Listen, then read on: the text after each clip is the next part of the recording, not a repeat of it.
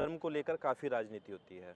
आपके हिसाब से धर्म क्या है? जो आपसे अलग ना करी जा सके वो धर्म होती है। तो हमारा जो धर्म है वो सेवा है, हम ये मानते हैं। हिंदू राष्ट्र या मुस्लिम राष्ट्र से कुछ नहीं होता। बात होती है मतलब राष्ट्र किसी का भी ऐसा नहीं है कि हिंदू अच्छे हैं या सिर्फ मुसलमान बुरे हैं। ये धर्म, इसमें धर्म नहीं आना चाहिए। अगर कोई गलत है तो उसका धर्म नहीं देखना चाहिए। वो हिंदू हो मुस्लिम, इससे फ़र्क नहीं पड़ता। अगर वो गलत है तो उसके साथ पूरी कार्रवाई करिए। आग लगा दी, आग लगा दी, आग लगा। आपको लगता है सर राम राज्य आ गया? 100% आ गया है। मोदी है तो राम राज्य ही है। आपके हिसाब से राम राज्य की क्या परिभाषा है? बस यही कि किसी को कानून की तरह से हर को रोजगार मिले और मनचाहा हीरे फिरे, कोई प्रॉब्लम ना हो, यही राम राज्य है। मतलब सेफ्टी, सुरक्षा, महिलाओं की सुरक्षा, महिलाओं की सुरक्षा, तो ये आपको सब। लगता है कोई बेरोजगार नहीं है? बिल्कुल नहीं, मुझे काम नहीं मिल रहा है, मिल ही रहा है। लेकिन बहुत सारे प्रोटेस्ट हो रहे हैं, जो युवाएं प्रोटेस्ट कर रहे हैं कि जॉब्स नहीं है, गवर्नमेंट जॉब्स हैं खाली, फिर भी गवर्नमेंट जॉब्स नहीं निकाल रही है। एग्जाम आ जा रहा है, पेपर दे रहे हैं, उसके बाद भी ऑफर लेटर नहीं आ रहा, ऑफर लेटर आने के बाद भी ज्वाइनिंग नहीं हो रही है।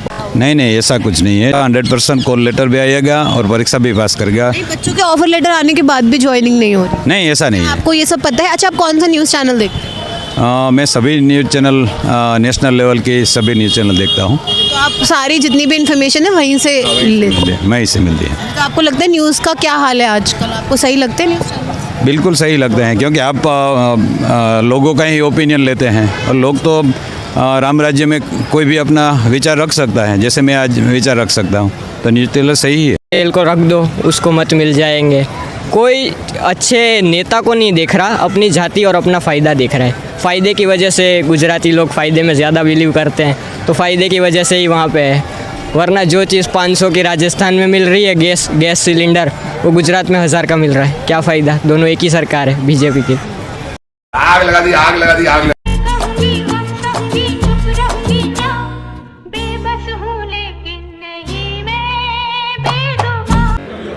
तो घोषित तौर पर भारतीय जनता पार्टी के विरोधी आप हैं। और सवाल मेरा ये नहीं है कि मैं किसी का विरोधी और ना विरोधी। सवाल ये है कि ये देश आइडिया ऑफ इंडिया रहेगा या आइडिया ऑफ इंडिया नहीं रहेगा। हमारा सवाल किसी पार्टी का विरोध नहीं है। हम किसी का विरोध क्यों करेंगे? सवाल ये है, विरोध करना हक है, क्यों नहीं करेंगे? अभी आप बताओ, मैं विरोध की बात, अभी पंजाब में अमित शाह जी गए और उन्होंने टारगेट कर दिया कि यहाँ जो बेअंत सिंह के कातिल हैं, हम उनको जेल से बाहर नहीं निकलने, उन्होंने सज़ा भी प्राप्त कर ली, सारा कुछ कर लिया। नतीजा क्या निकला कि 2 आज़ाद उम्मीदवार खड़े हो गए और इंडिपेंडेंट जीत गए और थम्पिंग उसे। आप क्या वहाँ पंजाब में हालात फिर से वही पैदा करना चाहते हैं? ये सवाल उठना चाहिए ना। सवाल आपके माध्यम से ये आना चाहिए कि पंजाब के हालात ऐसे क्यों हुए, जब हमने आज ये 40वां वर्ष है ब्लू स्टार ऑपरेशन का। क्या दोबारा से उस हालात में आप गुजारना चाहते हो पंजाब को?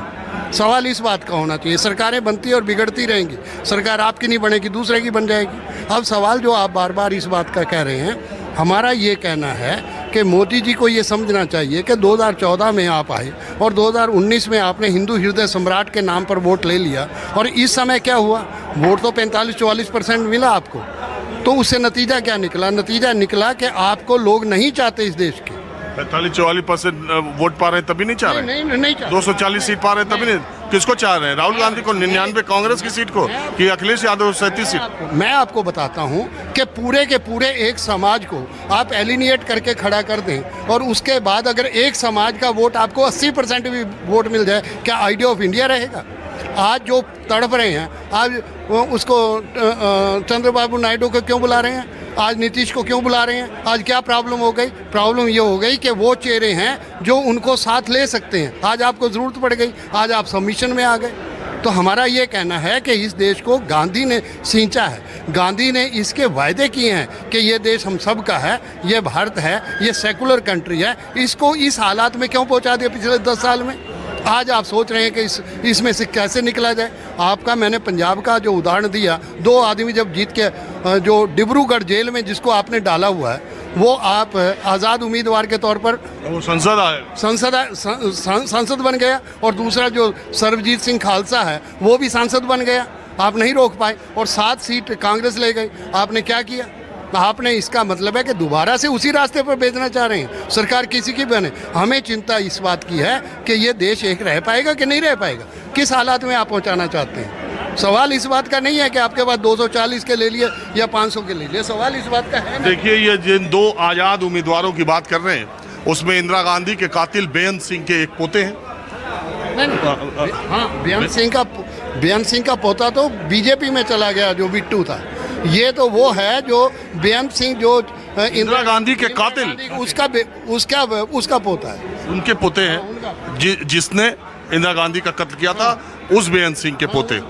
तो एक वो आजाद उम्मीदवार के तौर पर, और दूसरा अमृतपाल सिंह, जिसके बारे में आपने सुना होगा, दुबई से कह रहे थे, जिसको कह रहे थे कि खालिस्तानी है, जिसको आपने डिब्रूगढ़ यूएपी में डाल दिया, जिसको गुरुद्वारे से गिरफ्तार किया गया था, समर्पण किया था। अमृतपाल सिंह जेल में रहते हुए आजाद उम्मीदवार के तौर पर सांसद बने। दो सांसद पंजाब से बने हैं। बात यह है कि पिछले कुछ सालों से देश में अगर सिख सरकार का विरोध करे तो खालिस्तानी, अगर मुसलमान सरकार की नीतियों का विरोध करे तो पाकिस्तानी, अगर दलित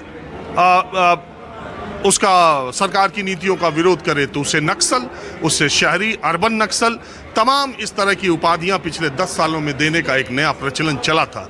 और इसमें कहीं कोई दो राय नहीं कि इस तरह की चीज़ों से समाज में एक अलगाव और एक भटकाव की स्थिति पैदा हो रही थी। और देश, अगर आज के मौजूदा परिणामों को देखा जाए तो मेरी समझ से देश की जनता ने ये साबित किया है कि हिंदुस्तान की रगों में, उसकी मिट्टी में सेकुलरिज्म है, उसकी मिट्टी में धर्मनिरपेक्षता है और लोकतंत्र उसके जड़ों में है और इतना अंदर तक समाया हुआ है कि कोई पार्टी, कोई नेता इस समाज को, इस देश को उसकी मूल भावना से इधर उधर नहीं कर सकता। अगर इस देश के मुसलमानों के खिलाफ बातें बोलकर या वोटों को, मेजॉरिटी को इकट्ठा किया गया, तो इस देश ने ऐसा भी जनमत दिया है जिसमें मुसलमानों को अगर धूप लगी तो छाता दिया, अगर बारिश हुई तो भी उसे छाता दिया है। और मुसलमानों के साथ देश की जनता ने साथ खड़े होकर ऐसा मैंडेट दिया है कि आप धर्म की राजनीति तो कर सकते हैं,